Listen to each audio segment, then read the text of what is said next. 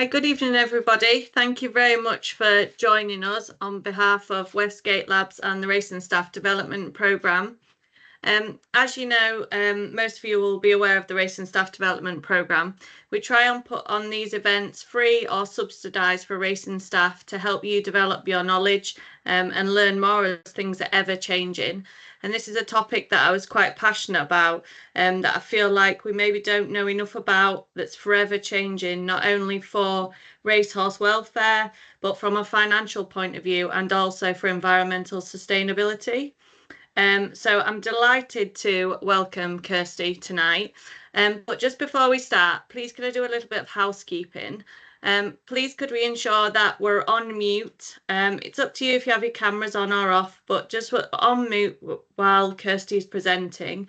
And then we'll have a short period of time at the end where you'll be able to have a question and answer session. But if you want to put your questions in the chat throughout, that's absolutely fine. And then I can read them out to Kirsty at the end. So if that's okay, everyone, I will hand you over to Kirsty and enjoy. Hello, good evening, everybody, and thank you for joining us tonight. Hopefully there will be something in here for everybody. And as Sam said, we'll do questions at the end. So if there's anything you're not sure about or you want to ask further, then please feel free to do so. So first of all, just a little bit about what we are going to be talking about tonight. It's quite a wide range. Worming is a huge subject. So I've tried to divide it down into things that I thought that you would find most useful. So we'll see as we go through whether that is the case. One of the biggest questions that we get asked is, how do horses get infected? So it's pretty straightforward, really. The worms themselves produce eggs, and they tend to be in the droppings that the horses produce. The droppings go onto the pasture and they turn into larvae. Most of them can then move away from those droppings piles onto the grass, and the horses will ingest them as they are grazing. So pretty straightforward. All the different parasites have a different life cycle, but the more they graze, the more likely they are to get infected by worms. So we've got a veterinary approved programme for healthy adult horses, and it basically means that you do something every season. So in the springtime, you would worm egg count and saliva test for tapeworm. The summer, you would worm egg count. Autumn, back round to a tapeworm test again, because you do that every 6 months. And then in the winter, where we are now, it's important to ensure that we cover for possible encysted redworm. More and more blood tests are being done for this, and that might be something that is suitable for the horses that you guys have. You'll work quite closely with your vets anyway in terms of performance. So that is something that we can consider. And then we're going to touch a bit on resistance later on, but we can also do some reduction testing. If you find that you have a horse that has a problem, we do a wormer and then we give a second worm egg count a couple of weeks later just to check the efficacy of that treatment. And that's important to do now where there is more and more resistance showing. So in terms of why we want to do a worm egg count or any sort of testing for the horses, are these main issues really. So these are the main things that you would see in particularly your younger horses, and that are going to cause problems. So weight loss, worms can cause weight loss and stunted growth, which in your expensive animals that you're trying to get the top performance from, you really want them to be able to get the best from their nutrients and to grow into their full potential. Colic is the next thing that we see, because obviously the worms are causing digestive upset and can cause either damage to the lining itself or blockages. They can cause diarrhea. So any horse with diarrhea is not going to thrive and perform at its best.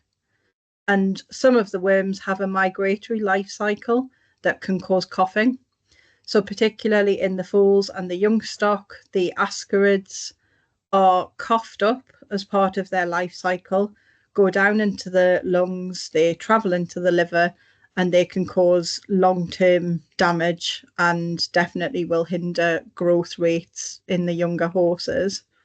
So that's why we do what we do, to try and alleviate all of these issues. So we start with pregnant mares because obviously that's where it all starts in terms of you guys.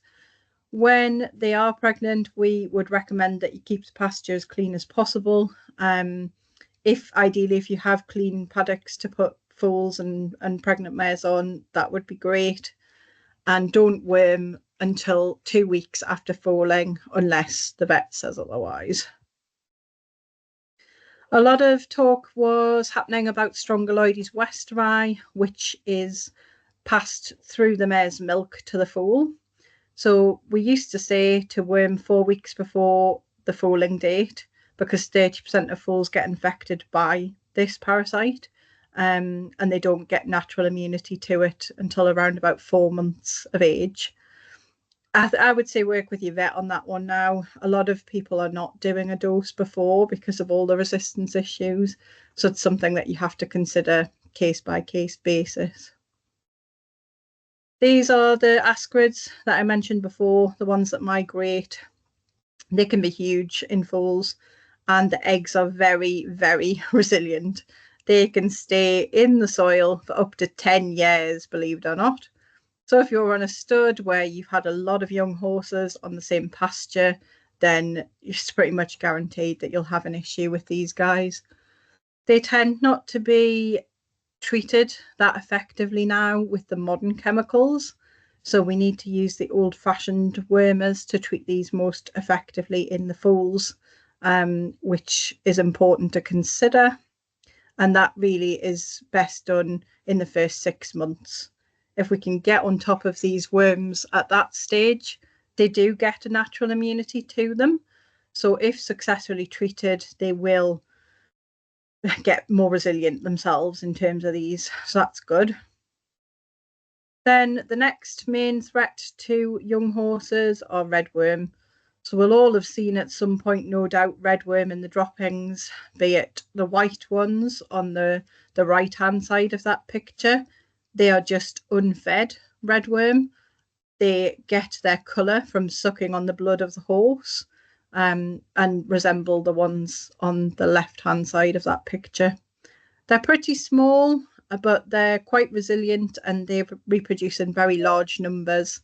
So horses can get a fairly hefty burden pretty quickly because the life cycle is only 4 to 6 weeks for these.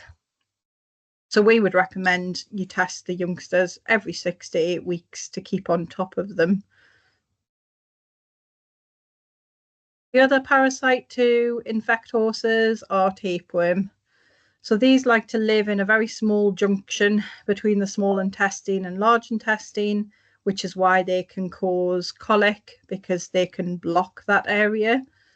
There is a saliva test now that we've done a lot of in the last 10 or so years. It's been available, and only actually 27% of horses are infected with tapeworm. So this is a test that we would recommend that you do every 6 months.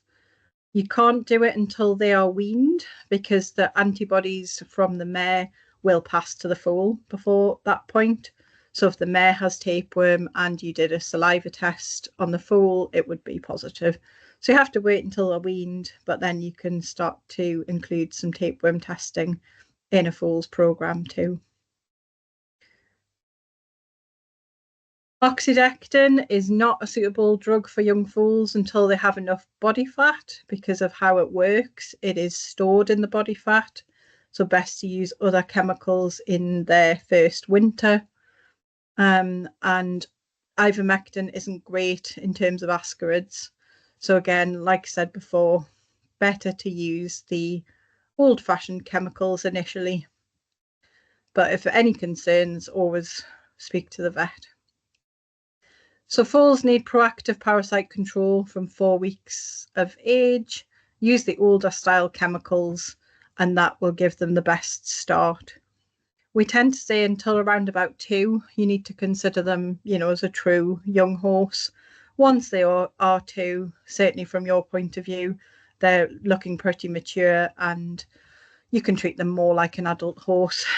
In the non-racehorse world, we would say that would be 4, but it's obviously very different in terms of how they mature and progress when they're thoroughbreds. So wormer resistance is the next thing that we're going to talk about because it's one of the main things facing horse health today. I've just been to a conference last week where we talked about this in length in the industry and how we can help to slow down resistance. We can't get away from the fact that it is coming and that it's going to cause more and more deaths, unfortunately, is the reality of it. I've already heard so many stories this winter about young horses dying from a parasite burden, and that unfortunately is going to become, you know, more of the norm going forward unless we can slow down resistance.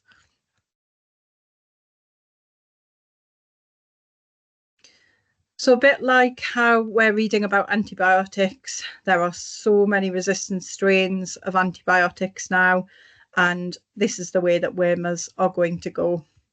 So it is a real threat, and it used to be something that we thought was going to happen in the future, but it really is here and now.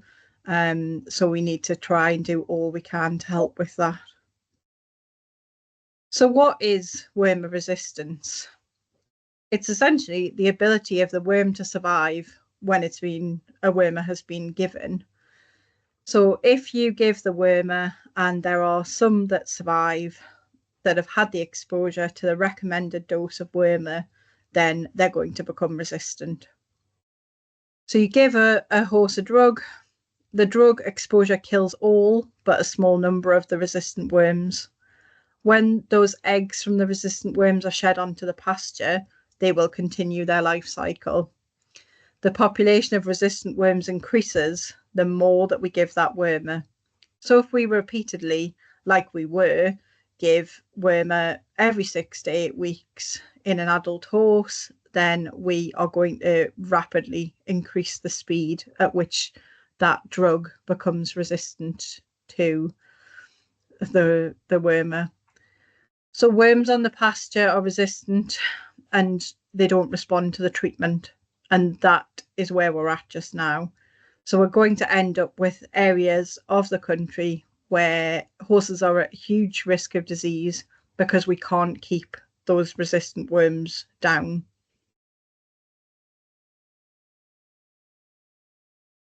So the result of wormer resistance are all of these guys. We expose the worm larvae in the environment, the infection develops, the worms multiply, we give the drug. There's a mixture of non-resistant worms and drug-resistant worms, and they all end up within the horse. So what happens is the non-resistant worms are obviously killed, and happy days, they're not there anymore. Unfortunately, what happens with the resistant ones, if they're the only thing on the pasture, the horse will pick up an increased amount of those.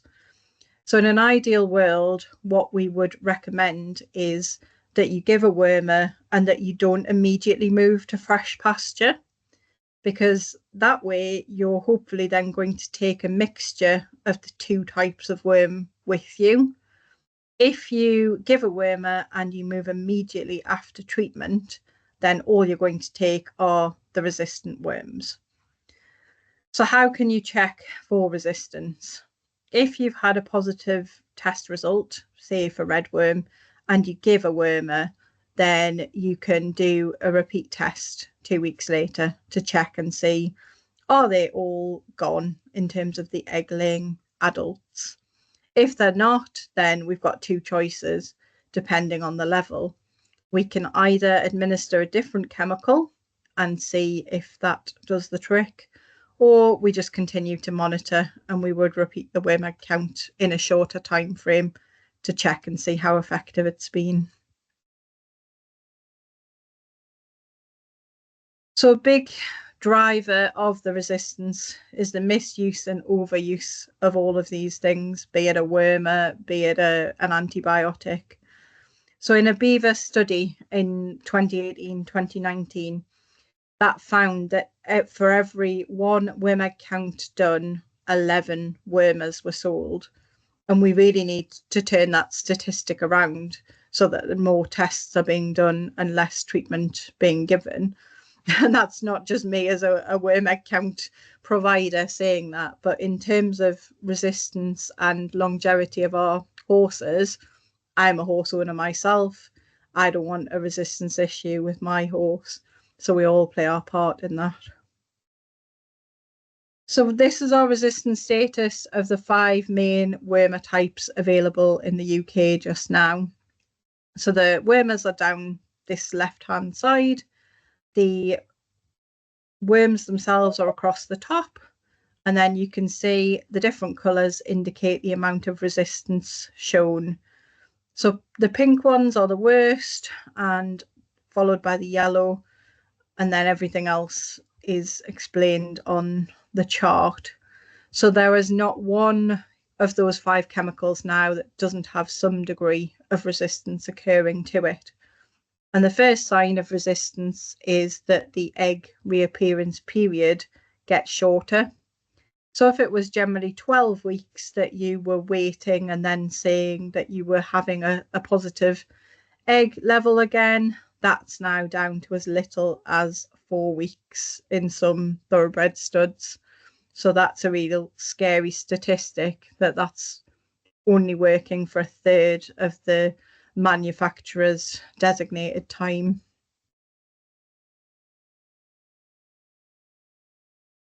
So there are all the different ones that have an issue.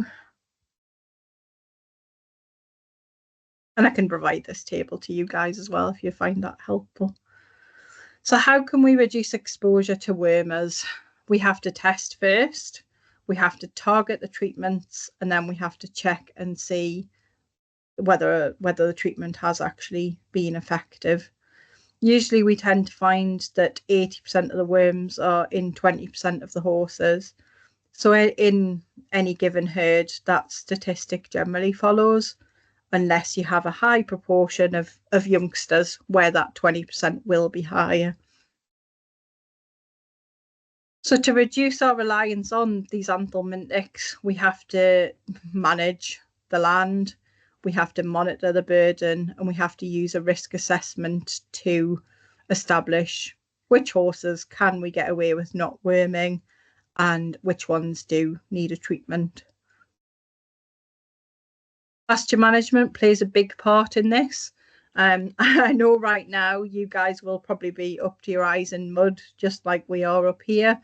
And a lot of the horses won't necessarily probably get out a lot in the winter, I guess. But at any point in the year where we can poo pick, it can be a really good tool at helping break these parasite life cycles, because they need a horse to ingest them, essentially. So whilst they're not grazing, it does help break the life cycle a little bit. But if we can poo pick at least twice a week, leaving some poo for the dung beetles, ideally, they'll be happier if we do that. But it does definitely help break the life cycle. There was a study done, I think this one was from the Donkey Sanctuary, and they looked at the different impact on dung removal on the worm egg counts. And you can see, so the numbers indicate the fecal egg count burdens, and the orange line was no poo picking. So they had a much higher level of red worm across the year where there was no removal of poo. And then there was a bit of a difference as well between automated poo picking and manual poo picking, as you can see there on the chart. But any dung removal can only be a good thing. Also, we need to consider the stocking density of the pasture. So that old adage of, more than an acre per horse. If we can, rest and rotate the pasture and cross grazing with some other species that can hoover up the larvae can be a good thing. The species don't infect each other, so if you are able to run some sheep or cows across the land that the horses graze, even for a short amount of time, it can really reduce the total worm burden. And of course, it's important to quarantine and test new horses that come in, because they can bring unwanted passengers with them as well. We have to use the science to help as well in all of this. We found that, like I said before, 15 to 20% of horses need wormed, which can reduce the number of wormers massively. Fewer than 27% of horses need tapeworm treatment, and there's now a blood test available that you can use to detect encysted stages of small redworm. So we have all of these tests available to you guys to be able to know exactly what's going on in these horses and treat just the ones that we need to. And there's a good graphic to demonstrate that. So in this little herd of horses that were tested, 2 of them were completely clear. 1 was low enough to not dose, and that poor guy here at the front had the medium count. So he was carrying the burden for that little herd, and was the only one on that occasion that needed a wormer. Overall, we find that the better the pasture management, the lower the level of contamination. So the less wormers we have to give. So again, I know I keep talking about poo picking, but it's so important. The land and the yards that we have that are not able, for whatever reason, to do poo picking are the ones that will definitely be giving more wormers across the year and have higher proportions of horses testing positive. So from a performance point of view, in terms of parasites, if a horse has a heavy redworm burden, for example, then they are going to be much slower. They are much more lethargic, and they can be anemic because, obviously, as we said before, the redworms suck on the blood of the horse. So it all leads to that performance that you're looking for, in terms of everything being the best it can be, in terms of whether that's nutrition or parasite control. It all leads to that bigger picture.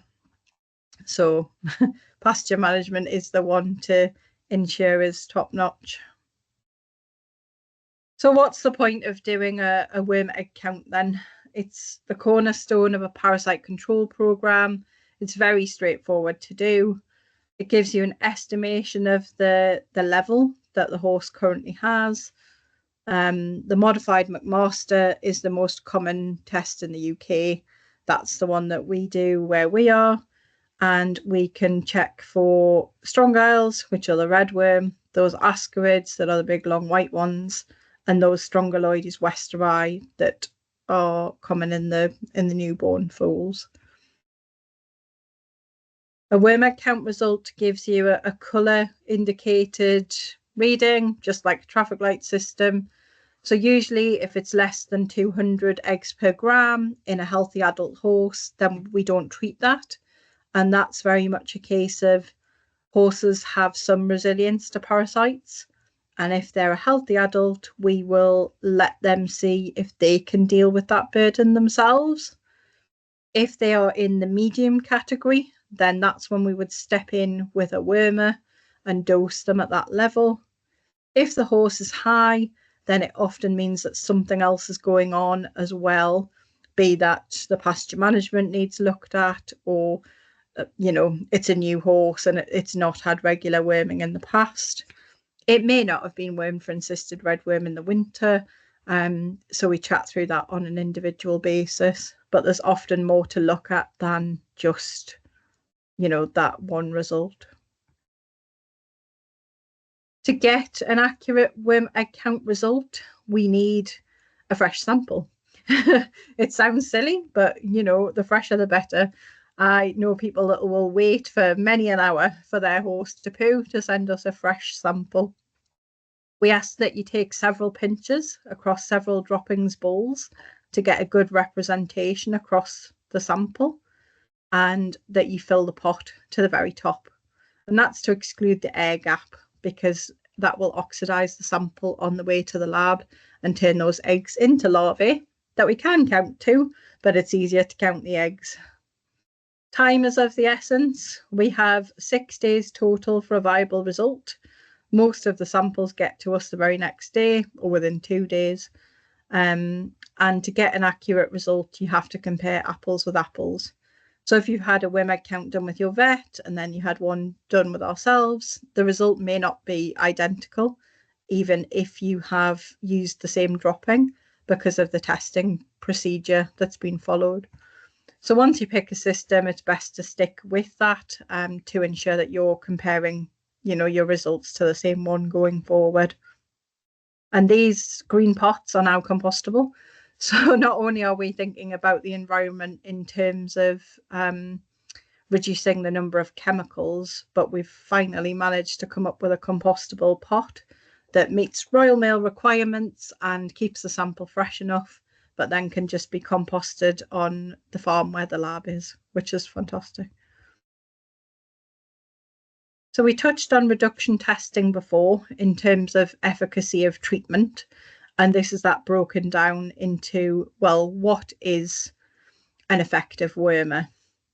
So if you have a positive worm count, and then you can give a worming treatment and do that second test 10 to 14 days on, you can see how effective that's been by how much has it reduced that worm burden.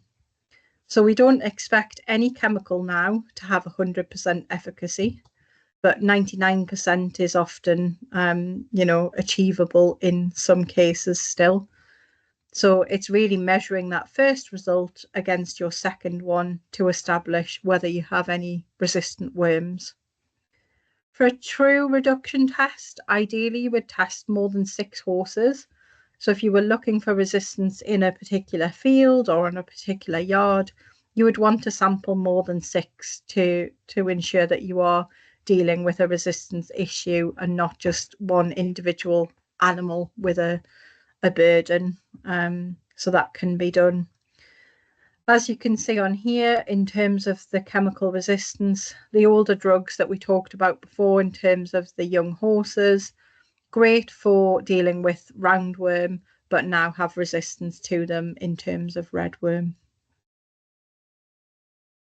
Are there limitations of a worm count? And yes, there absolutely are. It doesn't cover everything. So it doesn't differentiate between the types of strong guile. So there are both small and large redworm. And at the egg stage, they're very similar. You have to culture them on and literally grow worms to be able to identify what is happening there. And ascarids, the big long white worms in the foals, because they do have that migratory phase, if they are in the liver or the lungs of your foal, they're not going to be egg laying. And remember, it's eggs that we are counting, not actual parasites themselves. The worm egg count, whilst we do and can see tapeworm, it's not a definitive test. So to definitively test for tapeworm, we would recommend that you use either a saliva test or a blood ELISA. So the saliva test is pretty easy to do. It's just a little cotton swab that you rub across the tongue to collect the saliva. And that's then sent off to the manufacturers, regardless of where you purchase it from, be it, us, a store, a vet. It all goes back to Austin Davis manufacturers for the testing. And that gives you an antibody level and a yes or a no, a definitive yes or a no as to whether you require tapeworm treatment. We've now got an ELISA blood test that can detect the encysted redworm. So that is giving you a total worm burden, and it's a probability score as to whether you can dose for encysted redworm or not. Now, this winter particularly, this has been the one thing that a lot of people have missed out. Because of all of the talk of resistant worms, they're missing out this really important step. And as encysted redworm can be fatal, I have already heard of many young horses dying this winter as a result of not having an encysted redworm, either wormer or test. Some of that is due to the weather, because usually it is the early springtime that the redworm would mass emerge once the daylight length is longer and the temperatures are warmer. But we had reports of this all the way back in September. And I think that's really to do with the life cycle being haywire because of the weather.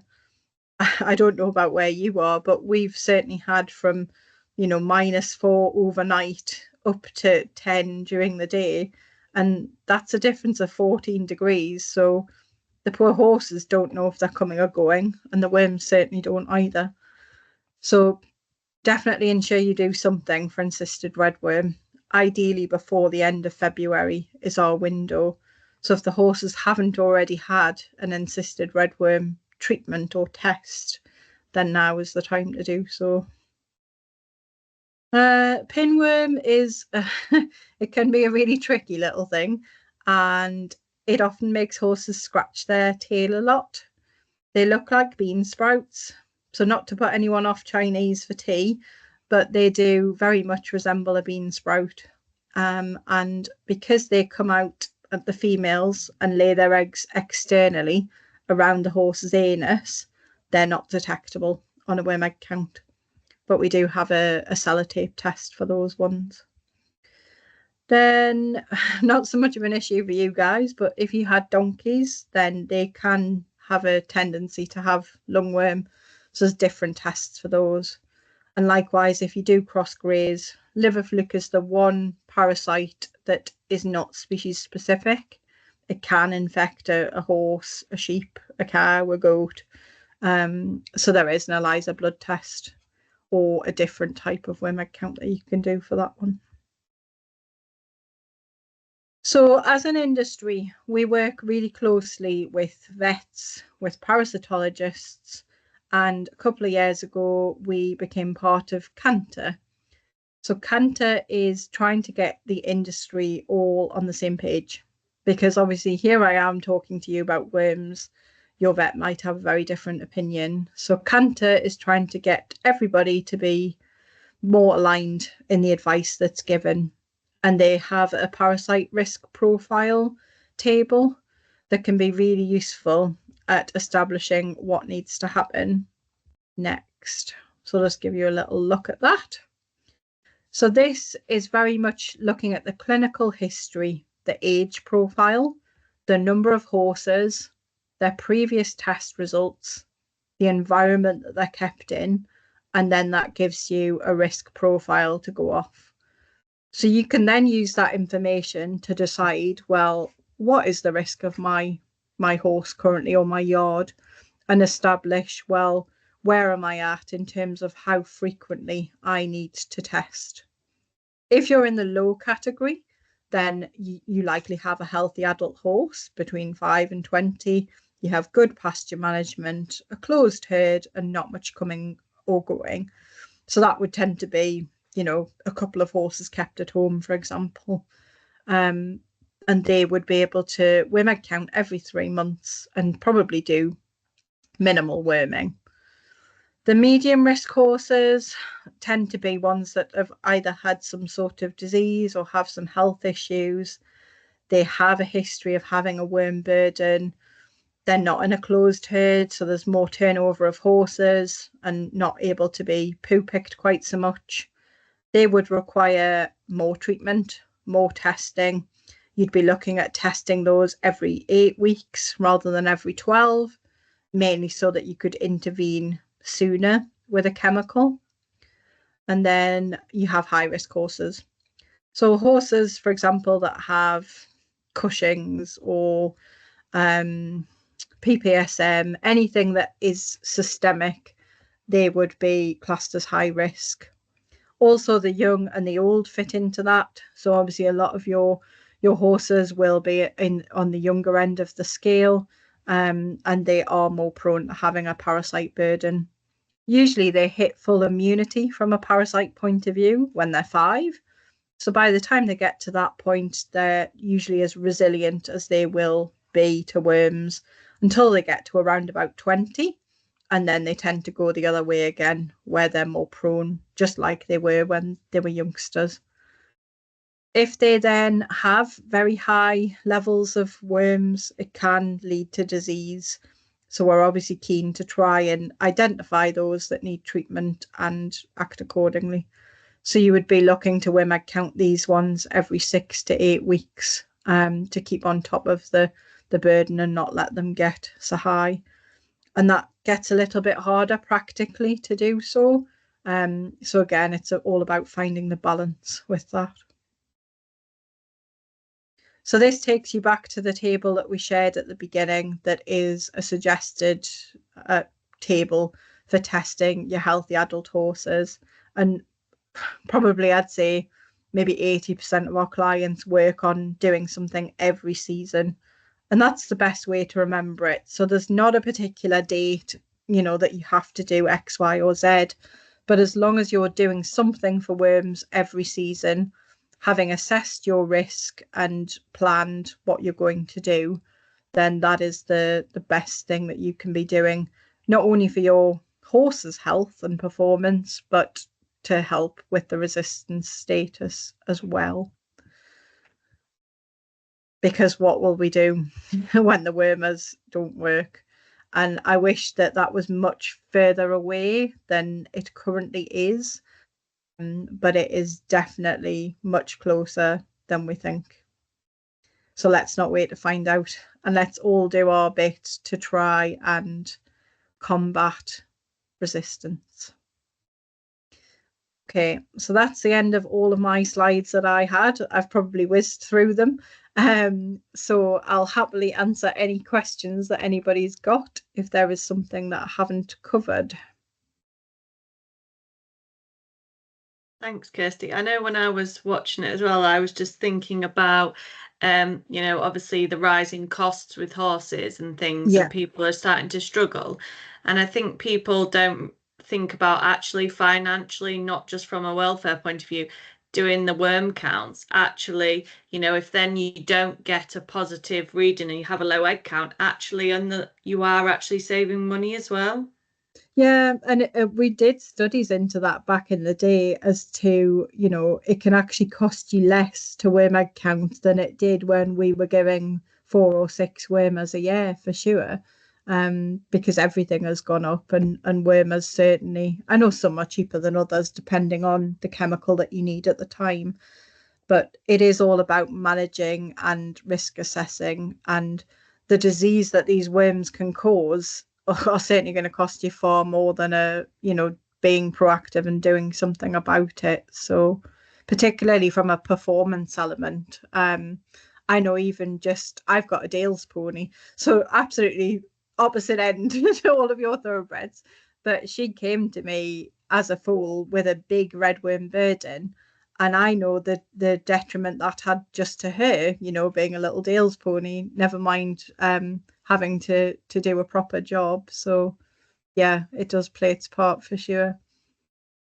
And I know when I started doing the worm counts and the saliva test, you're not used to it, so it's a bit of a worry, but it actually was really easy to do. And even the swab, when at first I did the swab slightly wrong and it wasn't a clear reading, they just straight away sent me another swab straight away to try. Yeah, and everything is like that to try and make it as easy as possible. It has to be accessible for one, and then it needs to be easy to do it for another. Because if it isn't, then we're all busy horse people. You don't have time to spend doing something that's going to take ages. And yeah, you're right. It is much easier than you think. Often it can be daunting to think about doing it, and then easier to actually put it into action. So we've got a question about, is there an optimum time for testing the fecal egg count, or is it just no time like the present? In terms of when to start, so I would say there's always a point to start in the year, regardless of where you are. It just at this point in the year, it depends on that insisted redworm treatment for me. A worm egg count can always give you information, even in the winter. So my Dale's pony's on quite a high risk yard, believe it or not, where there isn't as much poo picking done as I would like. So as a yard, we worm egg count in the winter before we do our winter treatment. We do that and a saliva test to establish, just where they're at, because it is quite high risk.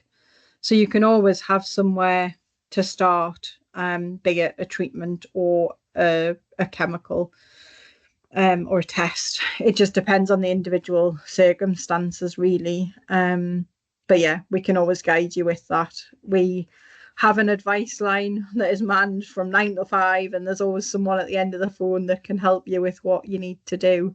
It's a big part of what we do at Westgate is the education aspect. I've spent a lot of time talking to customers today, even. And I did notice that without making this purely about, like you said, about Westgate Labs, I did notice that I've bought before, have a package, so you can actually buy the seasonal pack almost, can't you? So you could get your tapeworm and your worm counts all in one, so it's done. Yeah, absolutely. There's many an option on there, whether it's just an ad hoc, one sample that you need, or you can get a pack for the year. Or we even do a subscription now as well, because people are busy and some people just like it to land through their letterbox and think, oh, yeah, I need to do another sample and send it off. So there's all the options there. But also from a commercial point of view, we have a commercial rate. We test yards of 100 plus horses that can take some administrating to get it organized and to do, but we can cater for absolutely everybody. Got another question. My horse had a really bad reaction to Deosect. Is the same chemical in any wormers, or will he be safe? So it's not the same chemical. Deosect is something entirely different that is for ecto parasites rather than endo ones that are internal. So no, that chemical is not in any of the wormers that we use. Thank you. Anybody else got any other questions they would like Kirsty to answer? How roughly how much are the tests? I know the website's really easy access and to use, but roughly speaking, Kirsty, how much do they cost? So one worm egg count would cost you £10.50. If you had a yard of 30 plus horses, it goes down to £7 per sample. And then in the season pack that you were talking about before, they're a bit cheaper than the £10.50 rate. So it's £9.50-ish if you got the ones for the year, because you're getting it all at one point in time. And then your Equisal's in that also, I think, isn't it? So the Equisal have unfortunately just gone up this time, as we'll come into 2025. One Equisal's now 25.50, so it is a bit more expensive than a worm egg count, but absolutely worth doing. And even if you only do it, once a year as a measure of where are you at tapeworm wise, it's still worth doing that one. One of my colleagues has just put a question on, and actually we had this. She's put, we have a muckheap in the same field as turnout. Is this quite high risk than being on the same pasture land?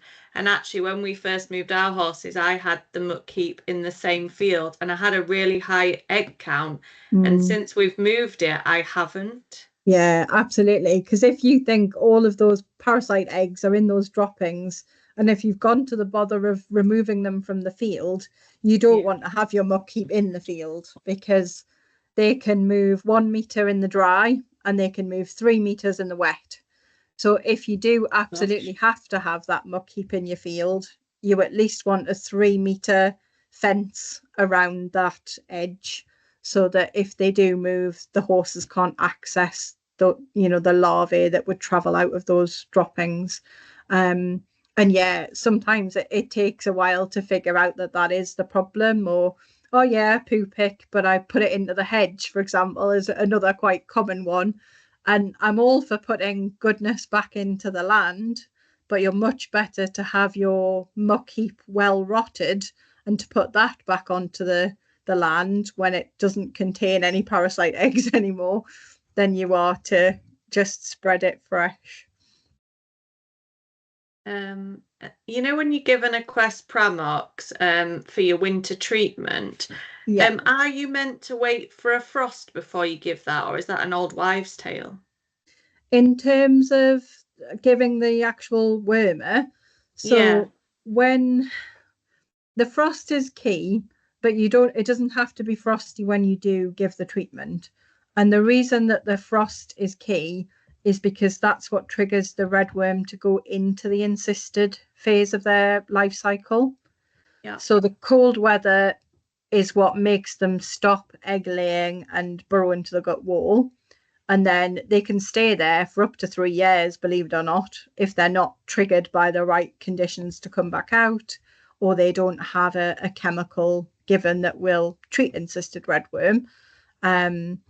And then in the springtime, it's a combination of daylight length, temperature, and a perfect storm, essentially, that makes them come back out. So yes, first frost will kill off the bot flies as well. We haven't really talked about bots because they're not an internal worm, but they can infect horses. They lay their eggs on them in the summer and they ingest them, and then they come out as next year's bot flies. And you sometimes see that when you give your Quest wormer because it does deal with those, and they come out looking like little armadillos. um, so yeah, so the timing of your encysted redworm, as long as you've had your first frost, I say you can do it any time between November and the end of February. thank you. And then somebody said that their friend's horse had a reaction to a Pramox. Is there an Mhm. alternative that they could use? So there isn't any other wormer that does the same job as a Quest Pramox, but it doesn't mean that you need to use that one. If, for example, you'd done your Equisal test and it came back negative for tapeworm, then you can just use the green Equest, which is just moxidectin. And if you had done your tapeworm test and you did need to treat both, you can get the tapeworm drug, which is praziquantel. You can get that on your own from your vet. So you could then administer those two chemicals separately and not have to give it together. So I'd say, first of all, do the testing to know what you need to worm for. And then if you did need to use both, you could do it separately. Sometimes it's not a reaction to the wormer itself, but it's the worms dying off that the horse reacts to. But I certainly wouldn't use a Quest Pramox in anything that is very young, very old, or underweight, because sometimes it can just be, that tipping point for them and can cause an adverse reaction, as can any chemical